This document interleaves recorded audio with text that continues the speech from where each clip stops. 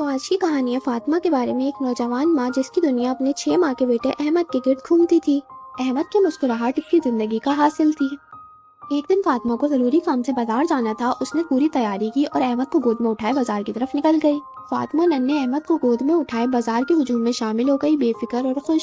کپڑوں کی ایک دکان پر فاطمہ کی نظر ایک خوبصورت لباس پر پڑی۔ اس نے اپنے بیٹے کو نرم کپڑوں کے ڈھیر پر پیار سے بٹھایا اور دلکش منظر میں کھو گئی۔ اسی دکان پر ایک لالچی عورت کی نظر اس معصوم بچے احمد پر پڑی اور وہ اسے اٹھا کر لے گئی۔ اپنے کالے ابائی کی اوٹ میں اس نے احمد کی معصومیت کو چھپانے کی کوشش کی، مگر اسے اپنے اس فعل کے انجام کا اندازہ نہیں تھا۔ بازار کی چمک دمک نے اس کے دل میں مال و دولت کی لالچ پیدا کر دی تھی اور ننھی جان کی پرواہ ختم کر دی تھی۔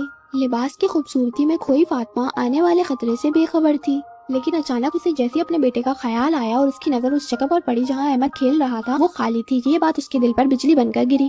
وہ فوراً بولی، میرا احمد کہاں ہے؟ اس نے رونے دھونے کے بجائے ہار نہیں مانی اور اپنے بیٹے کو ڈھونڈنے کا عزم کر لیا۔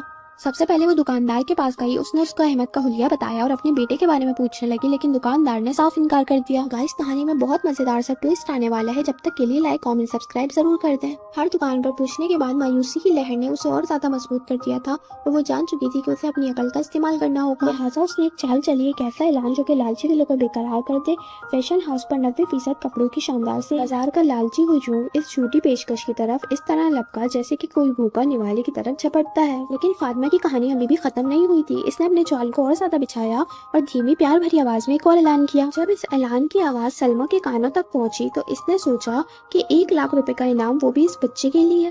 گھبراہٹ میں اس نے احمد کو اپنے عبائے میں ٹٹولا، پیلی شرٹ اور اس پر نیلا ہاتھی، یہ تو وہی بچہ تھا۔ خوف اور لالچ کے درمیان وہ پھنس کر رہ گئی تھی۔ سیل کا فائدہ اٹھانے اور انعام کو حاصل کرنے کے لیے سلمیٰ تیزی سے فیشن ہاؤس کی طرف بھاگی اور جانے انجانے میں وہ فاطمہ کی اس چال میں پھنس چکی تھی۔ فیشن ہاؤس کے باہر فاطمہ کھڑی ہر انسان کو غور سے دیکھ رہی تھی اور اس کے لبوں پر وہ پیاری سی لوری تھی جو کہ وہ احمد کو سنایا کرتی تھی۔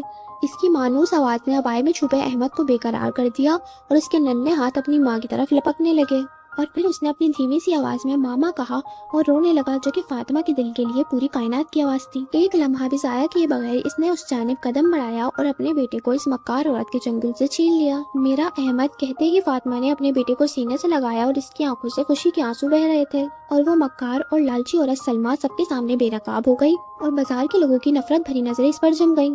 فاطمہ نے سلمیٰ کی طرف مسکرا کر دیکھا اور اس کی مسکراہٹ میں فتح اور اپنے بچے کو پانے کی خوشی تھی۔ اب اس کے لیے سب سے اہم احمد تھا۔ وہ اس کو گلے لگا کر بتا رہی تھی کہ اب سب کچھ ٹھیک ہے اور تم اپنی ماں کی گود میں بہت زیادہ محفوظ ہو۔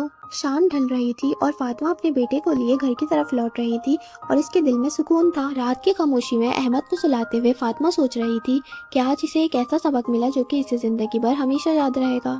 اور آخر کار ماں اور بیٹا نیند کی آغوش میں کھو گئے۔ کامنٹ کر کے ضرور بتائیے گا کہ آپ کو کہانی کیسی لگی۔ ملتے ہیں نیکسٹ ویڈیو میں کسی اور مزیدار کہانی کے ساتھ، تب تک کے لیے اللہ حافظ۔